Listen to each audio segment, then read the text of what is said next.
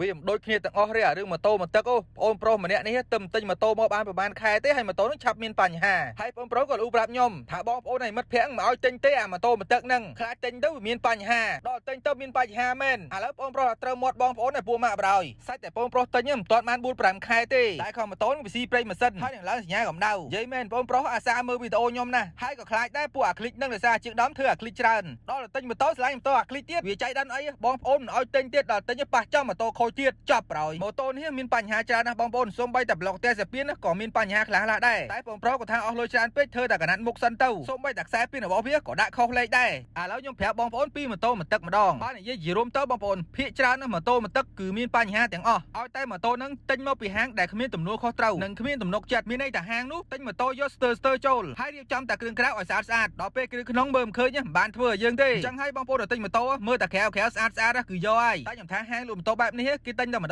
ដងទេបងប្អូនតែក៏មានហាងគេល្អដែរបើម៉ូតូស្ទើរគេអត់ទិញចូលទេតែបើថាគេទិញចូលហើយគេធ្វើតាមពីក្នុងដល់ខាងក្រៅមានន័យថាគេធ្វើមកស្អាតតែម្ដងហើយយកទៅអត់មានបញ្ហាទេតែបើមានបញ្ហាក៏គេធានាខុសត្រូវដែរនេះហើយគឺជាការធានាខុសត្រូវរបស់ម្ចាស់ហាងខ្ញុំនិយាយមែនបងប្អូនការធ្វើម៉ូតូទទួលការងារច្រើនណាស់អ្នកខ្លះទិញមកតម្លាក់ពីកុងតឺន័រអ្នកខ្លះទិញពីហាងនៅភ្នំពេញយើងហ្នឹងហើយមិនចាំបាច់និយាយពីបញ្ហាទេបញ្ហាខ្លះគេធ្វើឲ្យបញ្ហាខ្លាំងគឺវាអញ្ចឹងទេហាងខ្លះមានការធានាខុសត្រូវក៏ប៉ុន្តែពេលដែលយើងយកទៅអាហ្នឹងវាតែអញ្ចឹងទេជីទៅវាមិនអីទេបងប្